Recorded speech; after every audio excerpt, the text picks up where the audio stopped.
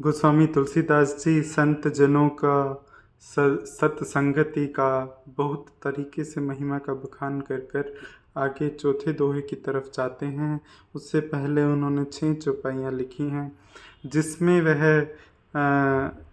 दुष्टों का या बुरी संगति जिनकी होती है उनके भी कुछ गुणों का बखान कर रहे हैं। वह अपने लिए भी कर रहे हैं कि उनसे सचेत कैसे रहा जाए, उनके गुणों का पता हो तभी उनसे सचेत रहा जा सकता है।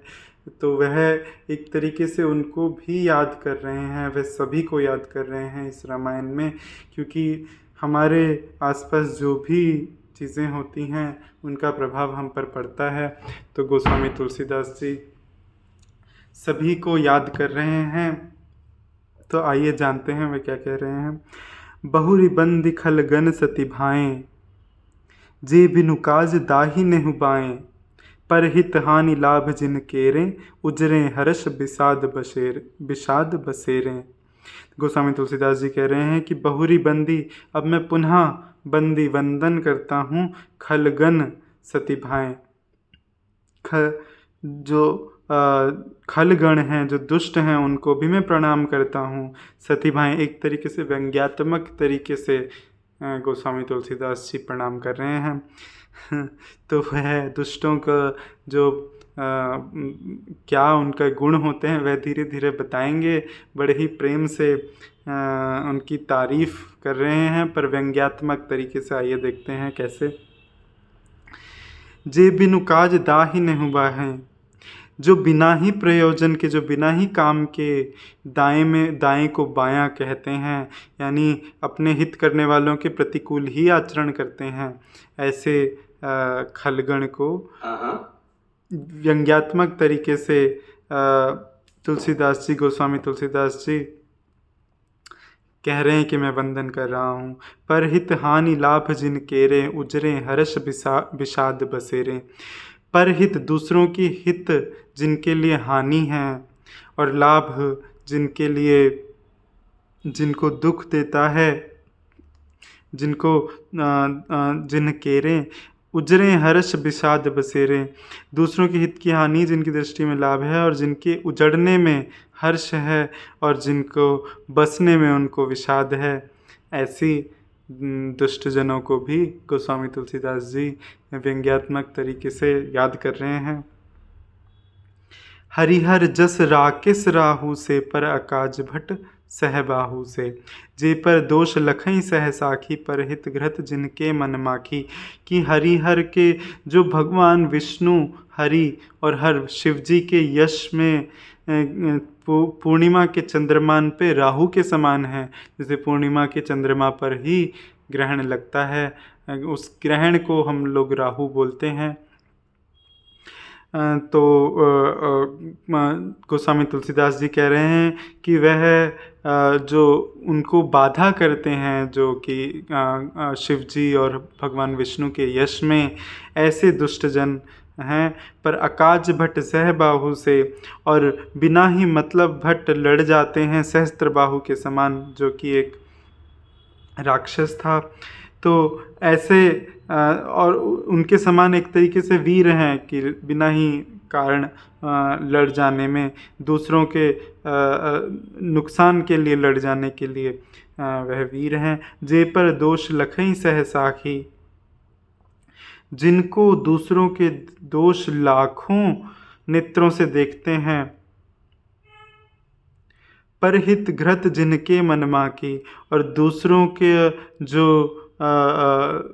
जो संजोया हुआ घी है वह उनके लिए मक्खी के समान है।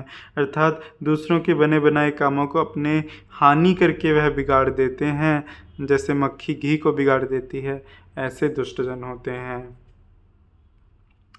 तेज कृसानु रोष महिषेषा, अघ अवगुण धन धनी धनेसा। उदय केत समहित सबही के, कुंभकर्ण सम सोवतनी के। गोस्वामी तुलसीदास जी कह रहे हैं जिनका तेज जो है वह अग्नि के समान है।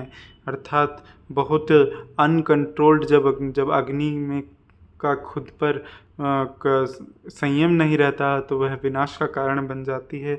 तो जिनका ऐसा तेज है, और रोष महिषेषा, और जिनमें क्रोध यमराज के समान है। अघ अवगुण, अर्थात अघ अर्थात पाप और अवगुण, जिनका पाप और अवगुण, जिनका धन में, उस धन में वह धनी है कुबेर की तरह। उदय केत सम हित सब ही के, और जिनके उदय होना जो है वह केतु के भांति है, सबके हित के लिए। केतु हमारे यहाँ पर जो कुंडली में अर्थात ज्योतिष विज्ञान में जिसको अच्छा नहीं माना जाता, जो नाश, हित का नाश के कारण बनता है, तो उनका उदय होना, उसी तरीके से जो दुष्ट लोग हैं उनका उदय होना सबके हित के लिए विनाश का कारण बनता है। कुंभकर्ण सम सोवतनी के, कुंभकर्ण के जैसे सोते रहने में ही, उनका रहने में ही सबकी भलाई है, कि जब कुंभकर्ण की भांति वो सोए रहें तो सबकी भलाई है, ऐसा गोस्वामी तुलसीदास जी कह रहे हैं।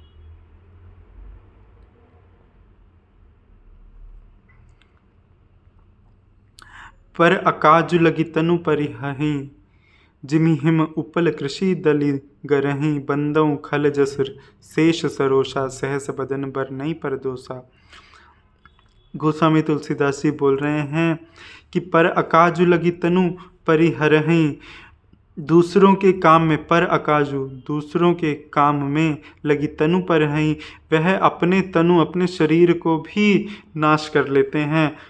इतना उनका, वो उनको अपना और दूसरों का ज्ञान नहीं होता, वो उनको बस दूसरों का बुरा करना होता है, ऐसा दुष्टजनों की प्रकृति होती है, और उसमें वह अपना शरीर तक छोड़ देते हैं, इतने उसमें वह खो जाते हैं दूसरों के बुरा करने में।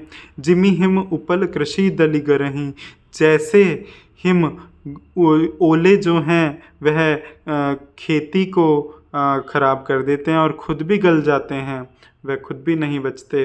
इसी तरीके से दुष्ट लोग भी दूसरों का बुरा करते करते खुद भी अपना विनाश कर लेते हैं। बंदऊ खल जस शेष सरोषा, सहस बदन बर नहीं पर दोषा।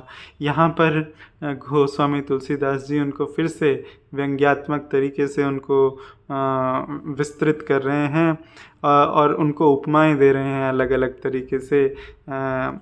बंधऊ खल जस शेष सरोषा, वह बोल रहे हैं कि मैं दुष्टों के शेष जी के मैं उनको प्रणाम करता हूँ, बंधऊ प्रणाम करता हूँ, खल उन दुष्ट जनों को, खल अर्थात दुष्ट जनों को, जस शेष सरोषा, किसके भांति, हजारों मुखों के समान जो शेष नाग जी हैं उनके भांति वो उनको प्रणाम कर रहे हैं।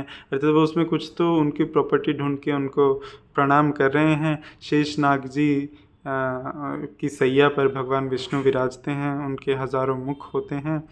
तो वह उनके हजारों मुख क्यों कह रहे हैं, क्योंकि वह बोल रहे हैं कि उनको किसी का दोष, सहस बदन बर नहीं पर दोषा, कि वह किसी का दोष जो है बहुत बार उसको बढ़ा चढ़ा कर हजारों बार बोलते हैं, जैसे कि वह उसको उस हजारों बार बोलने को वो तुलना कर रहे हैं शेषनाग जी के हजारों मुखों से। तो वह उनको भी किसी न किसी तरीके से व्यंग्यात्मक तरीके से प्रणाम कर रहे हैं। पुनि प्रणवं पृथुराज समाना, पर अघ सुनई सहस दस काना। फिर से वह उन्हें प्रणाम कर रहे हैं। पुनि प्रणवं पृथुराज समाना, किसके समान, राजा पृथु के समान वह उनको प्रणाम कर रहे हैं। पर यहाँ पर भी वह उपमा तो उनको दे रहे हैं राजा पृथु के समान, क्योंकि राजा पृथु ने वर मांगा था कि उनको बहुत हजार कान मांगे थे जिससे कि वह भगवान का यश सुन सके, उनको 2 कान कम पड़ रहे थे। तो वह बोल रहे हैं कि ये जो दुष्ट लोग हैं ये भी भगवान पृथु के समान है, पर उन्होंने अच्छे काम के लिए सुनने के लिए हजारों कान मांगे थे, और इनको दूसरों के जो दुष्ट लोग होते हैं दूसरों को पापों को 10,000 कानों से सुनते हैं, ऐसे दुष्ट लोग होते हैं। तो वह उनको प्रणाम कर रहे हैं ऐसा व्यंग्यात्मक तरीके से। बहुरी सक्र सम बिनबऊ तेहि, संतत सुरानीक हित जेहि।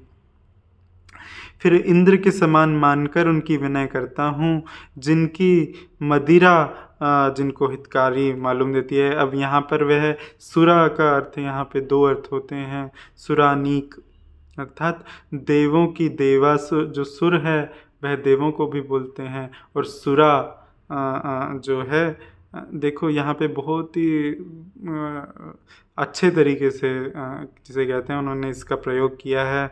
सुर जो है वो देवताओं को बोलते हैं और अनीक जो सेना को बोलते हैं। और अगर इसको इस वे में विभाजित करें सुरा, तो वह मदिरा बन जाती है, और नीक अर्थात हितकारी। तो सुरा नीक के दो अर्थ उन्होंने निकाले हैं इधर। वह इंद्र के लिए तो बोल रहे हैं कि जिस तरह इंद्र को देवों की सेना प्रिय है, और वह बोल रहे हैं कि मैं उनको इंद्र की तरह मानकर प्रणाम कर रहा हूँ, तो वो वहाँ बोल रहे हैं कि उनको क्या पसंद है, उनको मदिरा हितकारी लगती है। तो व्यंग्यात्मक तरीके से यहाँ पर भी गोस्वामी तुलसीदास जी प्रणाम कर रहे हैं। दुष्टों को फिर इंद्र के समान मानकर मैं उनकी विनय करता हूँ। जिनको मदिरा नीकी हितकारी मालूम देती है, इंद्र के लिए भी सुरानिक अर्थात देवताओं की सेना हितकारी है। बचन वज्र जही सदा प्यारा, सहस नयन पर दोष निहारा। वचन, जिनके वचन वज्र जैसे सदा प्यारे लगते हैं, और जो आँखों से दूसरों को दोषों को देखते हैं, अर्थात बहुत सामने कुछ होते हैं पीछे कुछ होते हैं। सामने तो वह बहुत ही जिनका कठोर वचन रूपी वज्र सदा प्यारा लगता है, और जो 1000 आँखों से दूसरों के दोषों को देखता है। यहाँ पे वज्र जो है वह इंद्र देवता का अस्त्र भी है, और यहाँ पर वह उनके वचन भी हैं दुष्टों के। तो यहाँ पर भी एक व्यंग्य किया है गोस्वामी तुलसीदास जी ने। उदासीन अरिमीत हित, सुनत जरहि खल रीति। जानी पानी जुग जोरी जन, बिनती करई सप्रीति। सियावर राम जय जय राम। गोस्वामी तुलसीदास जी कह रहे हैं कि उदासीन, कि वे उदासीन हो जाते हैं। अरिमीत हित, अरि अर्थात शत्रु, मीत अर्थात मित्र। शत्रु और मित्र दोनों का ही हित अगर हो, अच्छा अगर उनके साथ होने लगे, तो वह सुनकर जल जाते हैं। दुष्ट लोग, खल लोग उनकी रीति से उदास हो जाते हैं। उनका अच्छा होते हुए उनकी यह रीति है, खल की रीति है, अर्थात उनकी दुष्टजनों की यह आचरण है कि वे उदास हो जाते हैं। शत्रु और मित्र किसी का भी हित हो संसार में, उसको सुनते ही वह जल जाते हैं और उदासीन हो जाते हैं। जानी पानी जुग जोरी जन, विनती करई सप्रीति। यह जानकर वह दोनों हाथ जोड़कर प्रेम पूर्वक उनसे विनय करते हैं। अगली चौपाई में वो क्या विनय करते हैं, यह व्यंग्य कर रहे हैं गोस्वामी तुलसीदास जी। दुष्टों को जो सज्जन लोग हैं, दुष्टों में क्या गुण होते हैं उनको वह यह बता भी रहे हैं, और दुष्टों पर व्यंग्य भी कर रहे हैं। तो ऐसा गोस्वामी तुलसीदास जी ने ये चौथे दोहे तक किया है।